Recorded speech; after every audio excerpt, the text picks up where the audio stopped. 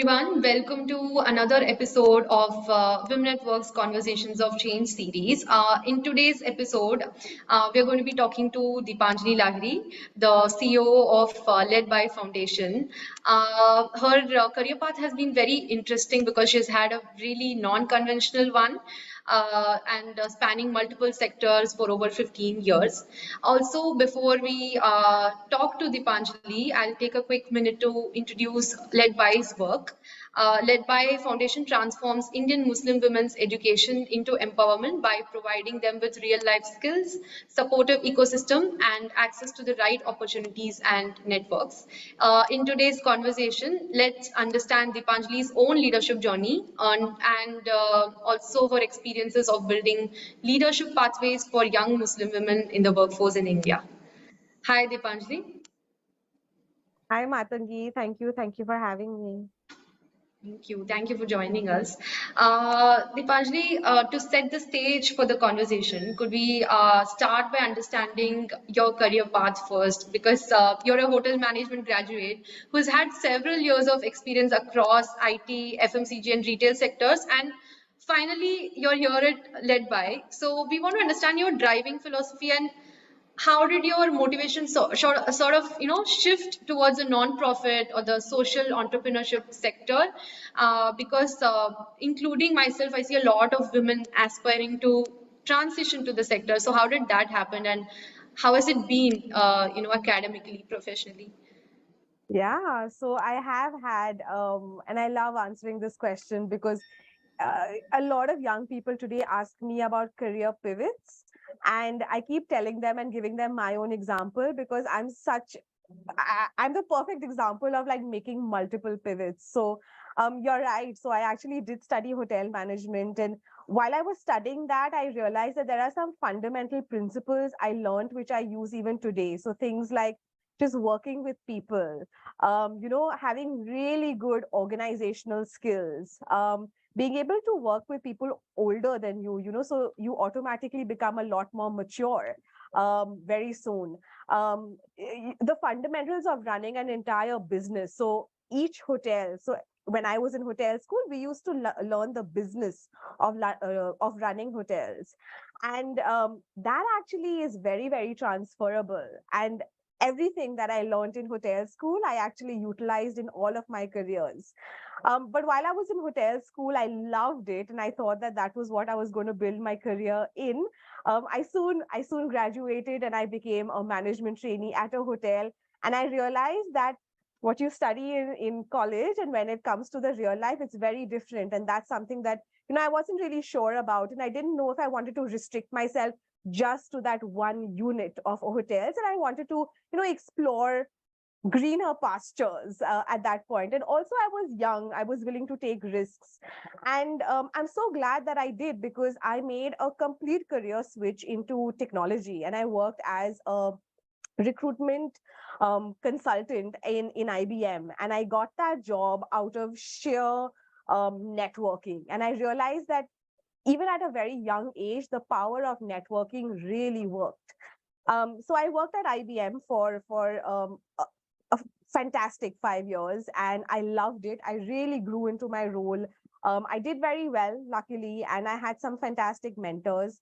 That experience for me really set the foundation of my career. And I realized that, people's practices is really my true calling. And I wanted to explore, and I wanted to be in the space of HR, people practices, policies, culture, all of that. It really, really drove me. Um, and then I wanted to diversify into other sectors. I didn't want to just limit myself into one sector. I wanted to see that the skills that I learn, can it be transferable? And I realized that you can really pivot into multiple industries. So after I worked in technology, I worked in retail, I worked in F&B again, I worked in a startup environment. And I realized that all of the skills are, it can be utilized. And then for me, the switch into social development actually happened when I was in a startup. And I joined a startup very intentionally because I was becoming older. Startups were becoming, the the has-beens, and I said that, hey, if I don't join and if I don't become part of the startup ecosystem, I think I would have missed the bus. So I joined a recruitment startup, a for-profit recruitment startup, and that recruitment startup actually used to hire for the non-profit ecosystem in India.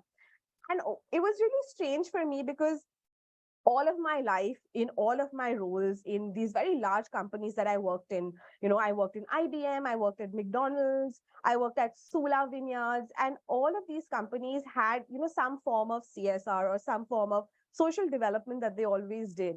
And I always gravitated towards that. I liked doing that. I thought that, maybe there's something that I can contribute towards, but I never really explored that as a career opportunity. But when I moved into this startup, I realized that there's a problem because we used to hire for non-profits and then we used to hire for for-profits. And I used to see that the number of applications that we got for the for-profit companies were in thousands. And for the non-profits, there were very few. And we had to really headhunt and really recruit and do a lot more work to encourage people to join the startup. So I thought, what is going on?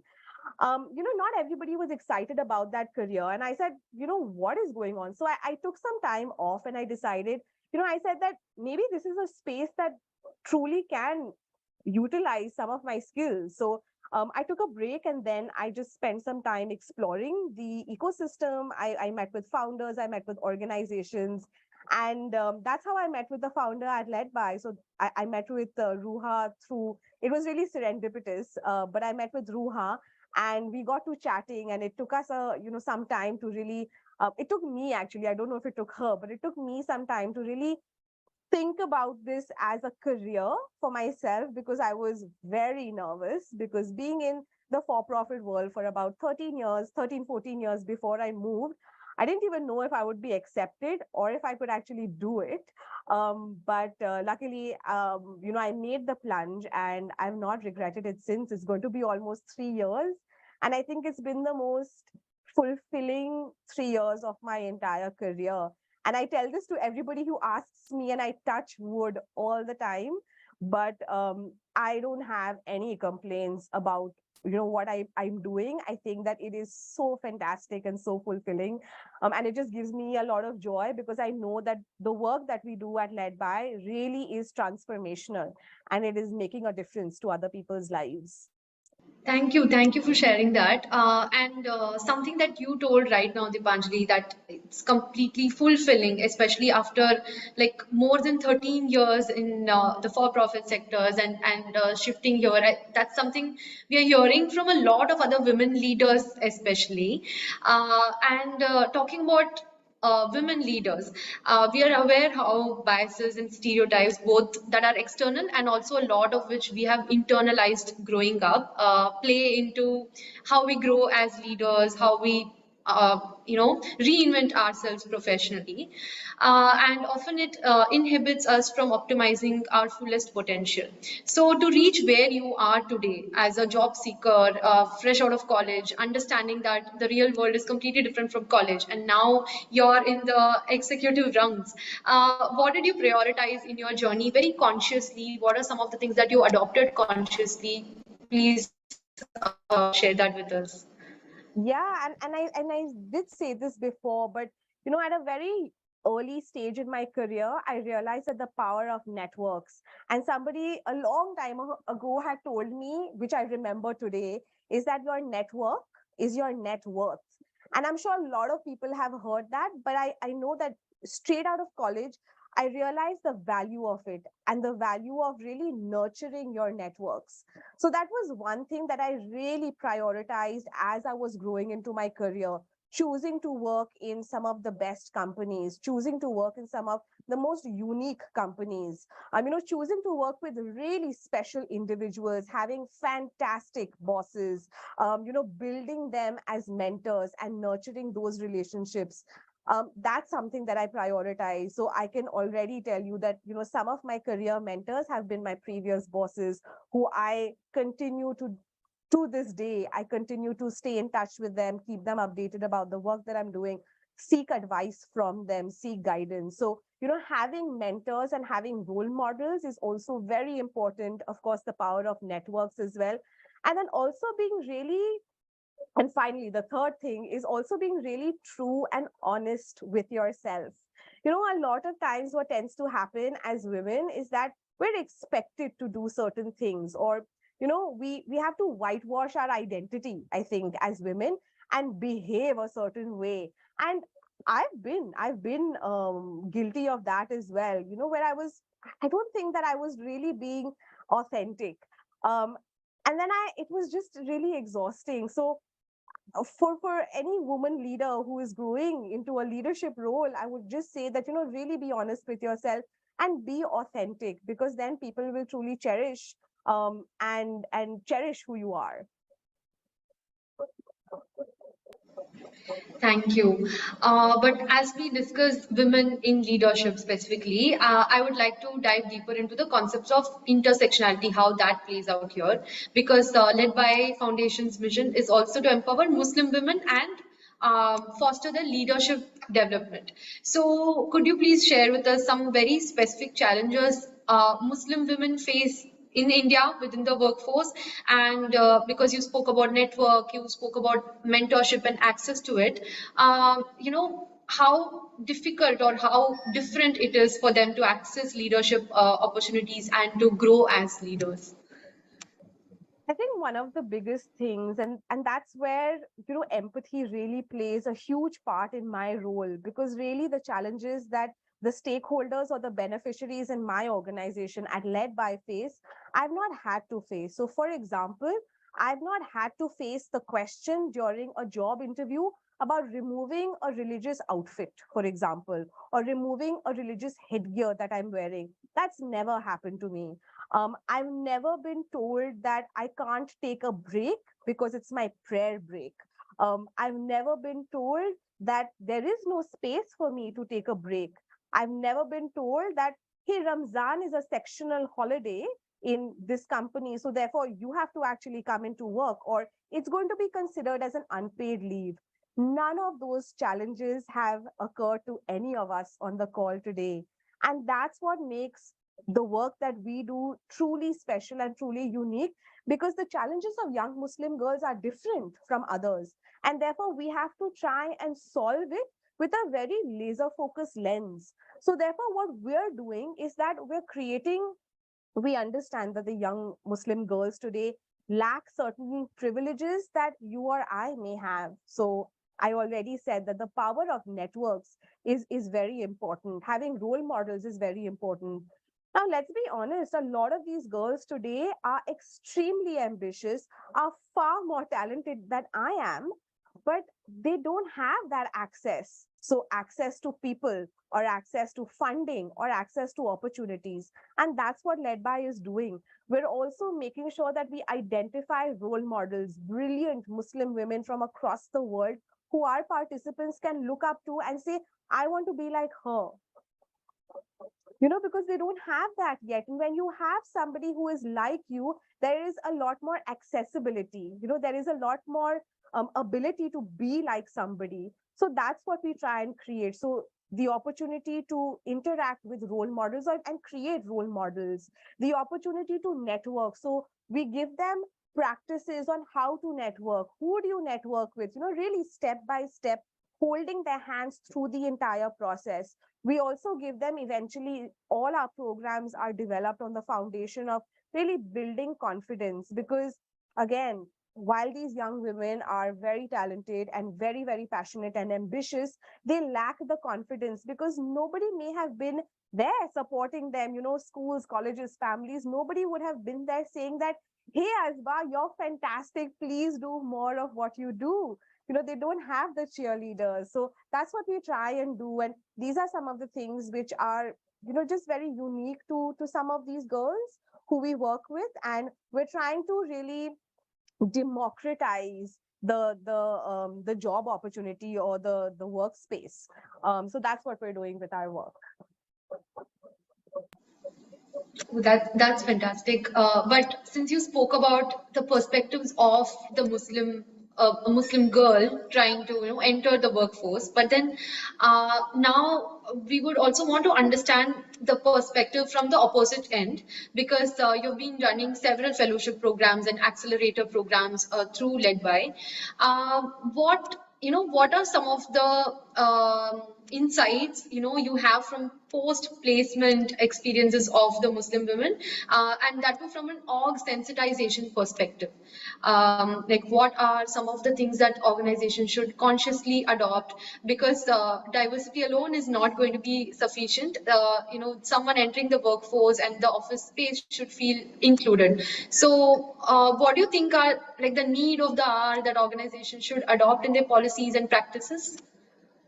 So one of the biggest things that we also do is, other than running the fellowships and the accelerator program, where we build and nurture talent, which will eventually go into the workforce pipeline, we also work very closely with organization leaders and with organizations themselves, where we really ask them to introspect and think about what their organization looks like. And this happens not just at the leadership level, while it's very important to start at the leadership level, but it's the responsibility of everybody who's working in the company. So we actually try and split that up, where we say that at the leadership level, we want organizations to think of what their diversity philosophy will look like. Do they even consider religion and ethnicity as part of their diversity agenda? And if they don't, then we encourage them to. And we encourage them to by sharing facts, sharing figures, sharing stories, and sharing the challenges of not just the Muslim girls, but also of various other ethnicities as well. And really allowing them to think about what their organization looks like. When you say diversity in India, diversity means women. But women have intersectionalities within. So, you have to look at it from very, like I said, very laser focused lens. So that's something that we do with organizations, and we do conduct things like sensitization workshops, where we look at some of their diversity policies, see if they're inclusive in nature. We see what can be rewritten and reworked. We work with some people managers as well. We work with recruitment teams. We have concepts like blind hiring that we encourage the recruitment teams to do. We walk them through every step of the way of what blind hiring actually means. We also actually tell them that if there are organizations which are diversity focused, and there are, we tell them that, go out there and look for people from diverse backgrounds. Because a lot of time what we tend to hear from recruiters is that, hey, I don't hire a Muslim girl because I don't have enough resumes. But what have you done to actually allow that Muslim girl to send in her resume?